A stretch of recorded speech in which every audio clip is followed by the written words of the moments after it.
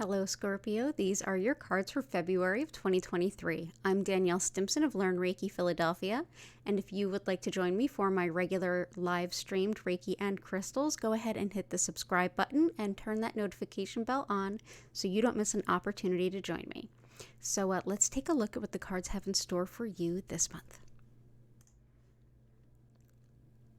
Okay, so we're starting off with the Six of Wands. So this month, the best kind of summary I can give you is you're coming into the month one way. You've definitely gained some ground. Things are good. You've had some really good successes. And this is definitely going to be a month where it would be good to, kind of celebrate on that, but also make time and space for you and nurturing yourself. To make sure that you can make the most of this month and be ready for what is coming next. So we're starting off. The focus is definitely celebration. There's how this has shown up in your life is going to vary Scorpio to Scorpio. I definitely suggest that you check out the videos I've recorded for your sun, moon, and rising signs, just to get a more specific view of how this is going to show up for you individually. But the Six of Wands is all about completion. There's excitement in the air. There is this celebratory accomplishment sense, and it's cool to sort of go with this. Like he's got this lamp, which will be important for you later, but this lamp that he is carrying, he set a course and said, this is my goal, and then he achieved that goal, and here he comes back and he's being celebrated for that. So that's the focus of the month, is celebrating your wins. How do you come into the month? How are you stepping out of January? We have the Knight of Cups. This is a card that really embodies, this is very much reflecting on you and how you're showing up.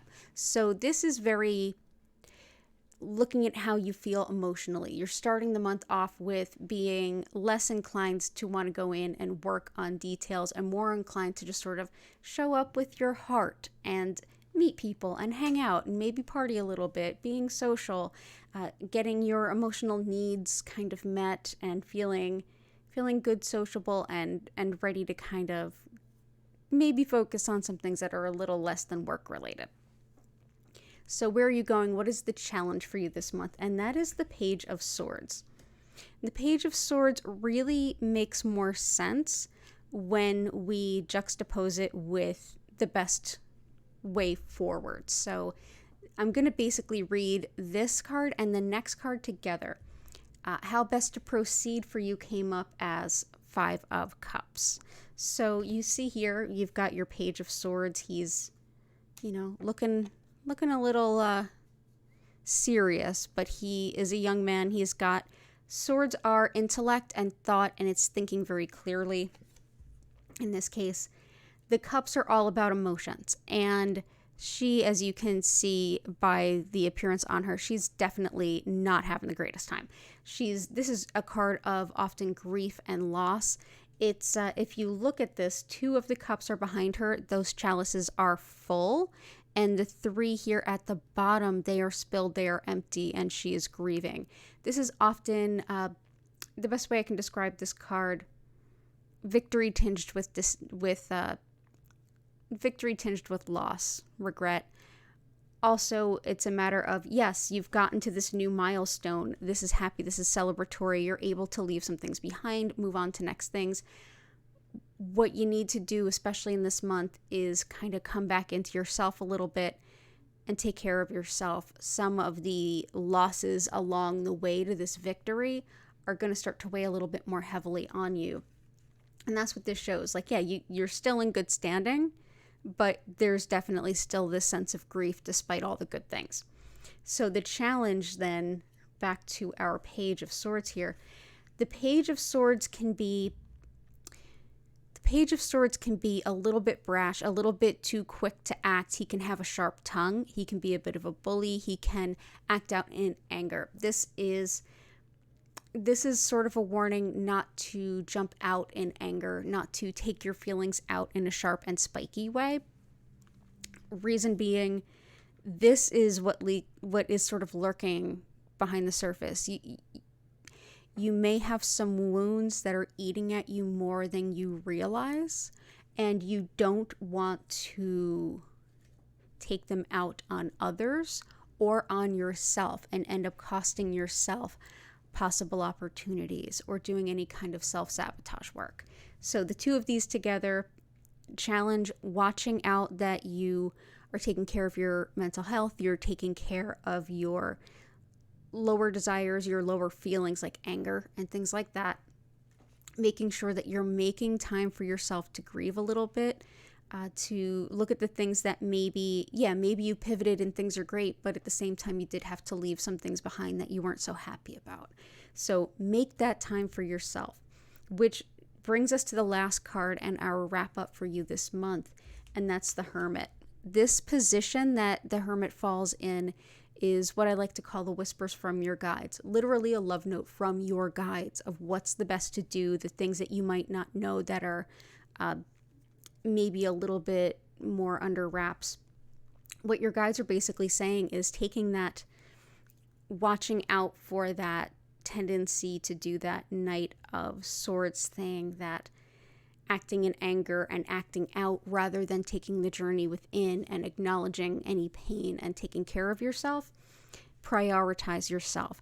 As much as things are celebratory, yes, they are, kind of rest on your laurels a little bit. Like, take care of yourself in the idea of, yes, you've had this victory, this is great, you can kind of coast a little bit. Use that extra time to decompress emotionally. The Hermit is all about the journey inward, spiritual guidance, intuitive guidance, but also knowing one's self. Remember how I said that lantern would be important later? The lantern that the Hermit has, the Hermit's not just somebody who goes and lives on the edges of society just because. He has gone out there with intention. He wants to reflect inward, connect with spirit. He is walking by his own light. He's walking his own path that nobody else really understands or knows. And he's guided by his own light. So when we take a look at this, you followed your own light to get here this far. And yes, there's time to celebrate, but now is the time to make that space where you maybe had to quickly rush through some things. Prioritize yourself now so that you don't get in your own way or hurt those you care about by having some sort of unhealed and ungrieved thoughts, ungrieved feelings. So take care of yourself, make some spiritual time for yourself, lean on those you love and care about. And the major arcana is always a bigger card. So if you've been thinking about any kind of spiritual pursuit or going off on a meditation or whatever it might be for you, it will resonate with several of you differently. Now is the time to take that space for you. Reflect, grieve, let things out, and mentally parse things out. It will be to your benefit. It'll also take the things that you have experienced, the positive, the negative. This is like alchemy. You will learn a very big lesson about yourself and how to proceed and move forward in life. If you take everything that you've been through and truly reflect on it, you will gain wisdom you will gain the wisdom that you have earned through all of your hard work. So don't sell yourself short on this time. So take time for you. So definitely check out the readings for your sun, moon, and rising. If you want to know more about my live online Reiki certification courses, community Discord, crystal shop, or anything else about me, go ahead and check out the links, as well as you could just drop by learnreikiphiladelphia.com. So have a beautiful month, Scorpio. I wish you all the best. I do hope to see you in March, and take care for now.